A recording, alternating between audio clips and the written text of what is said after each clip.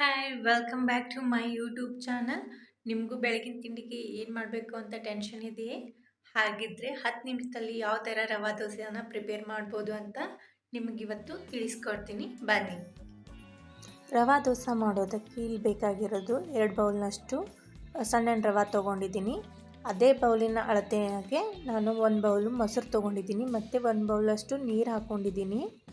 ನೀರು ಹಾಕ್ಕೊಂಡ್ಬಿಟ್ಟು ಇದನ್ನು ನಾವು ದೋಸೆ ಬ್ಯಾಟರ್ ಥರನೇ ಅದನ್ನ ಮಿಕ್ಸಿ ಮಾಡ್ಕೋಬೇಕು. ದೋಸೆ ಬ್ಯಾಟರ್ ಯಾವ ಥರ ಹಾಕೋದಕ್ಕೆ ಕಂಫರ್ಟೇಬಲ್ ಇರುತ್ತೋ ಅದೇ ಥರದಲ್ಲೇ ನಾವು ದೋಸೆ ಬ್ಯಾಟರ್ನ ರೆಡಿ ಮಾಡ್ಕೋಬೇಕು. ಹಾಗೆ ಅದನ್ನು ಒಂದು ಪಾತ್ರೆಗೆ ತಕ್ಕೋಬೇಕು. ಬ್ಯಾಟರ್ನ ಪಾತ್ರೆಯಲ್ಲಿ ಹಾಕಿ ಅದಕ್ಕೆ ಅಡುಗೆ ಉಪ್ಪನ್ನು ಮತ್ತು ಅಡುಗೆ ಸಕ್ಕರೆನ ಹಾಗೆ ಅಡುಗೆ ಸೋಡಾನ ಈ ಮೂರನ್ನು ಹಾಕಿ ಚೆನ್ನಾಗಿ ಮಿಕ್ಸ್ ಮಾಡ್ಕೋಬೇಕು. ಹಾಗೆ ಚೆನ್ನಾಗಿ ಮಿಕ್ಸ್ ಮಾಡ್ಕೊಂಡು ಬ್ಯಾಟರ್ನ ಒಂದು 10 ನಿಮಿಷ ರೆಸ್ಟ್ ಮಾಡೋಕ್ಕೆ ಬಿಡಬೇಕು. ಅಂದರೆ ನೆನೆದ್ರೆ ಸ್ವಲ್ಪ ದೋಸೆ ಚೆನ್ನಾಗಿ ಆಗುತ್ತೆ. ಆ ನಂತರ ಅದನ್ನು ರೆಸ್ಟ್ ಮಾಡಿದ ನಂತರ ದೋಸೆ ಬ್ಯಾಟರನ್ನು ತೊಗೊಂಡು ಮತ್ತೆ ಒಂದು ಸಾರಿ ಚೆನ್ನಾಗಿ ಮಿಕ್ಸ್ ಮಾಡ್ಕೋಬೇಕು.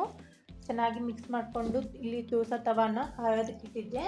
ಹಾಗೆ ಲೋ ಫ್ಲೇಮಲ್ಲಿ ದೋಸೆನ ಹೊಯ್ಕೋಬೇಕು. ನಾವು ದೋಸೆನ ರೆಡಿ ಮಾಡ್ಕೋಬೇಕು. ಆಮೇಲೆ ದೋಸೆನ ರೆಡಿ ಮಾಡಿದ ಮೇಲೆ ಅದಕ್ಕೆ ತುಪ್ಪ ಅಥವಾ ಎಣ್ಣೆನ ಹಾಕೋಬೇಕು. ನಾನಿಲ್ಲಿ ಅಡುಗೆ ಎಣ್ಣೆನೇ ಯೂಸ್ ಮಾಡಿದ್ದೀನಿ. ನಂತರ ಸ್ವಲ್ಪ ಹೊತ್ತು ಬಿಟ್ಟ ನಂತರ ಅದು ದೋಸೆ ಅಂಚೆಲ್ಲ ಬಿಟ್ಕೊಂಡಿರುತ್ತೆ. ಹಾಗೆ ದೋಸೆನ ನಾವು ಮಗಚಾಕೋಬೇಕು. ನೋಡಿ ಎಷ್ಟು ಕಲರೆಲ್ಲ ಗೋಲ್ಡನ್ ಬ್ರೌನ್ ಕಲರ್ ಬಂದಿದೆ. ದೋಸೆ ಕ್ರಿಸ್ಪಿಯಾಗೂ ಇರುತ್ತೆ, ದೋಸೆ ತಿನ್ನೋದಕ್ಕೂ ಟೇಸ್ಟಿ ಇರುತ್ತೆ.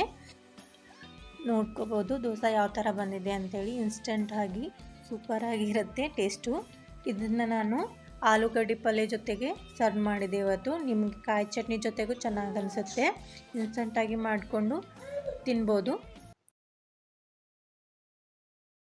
ನೋಡಿದ್ರಲ್ಲ ಯಾವ ಥರ ರವಾ ದೋಸೆನ ಇನ್ಸ್ಟೆಂಟಾಗಿ ಮಾಡ್ಕೋಬೋದು ಅಂತ ಹೇಳಿ.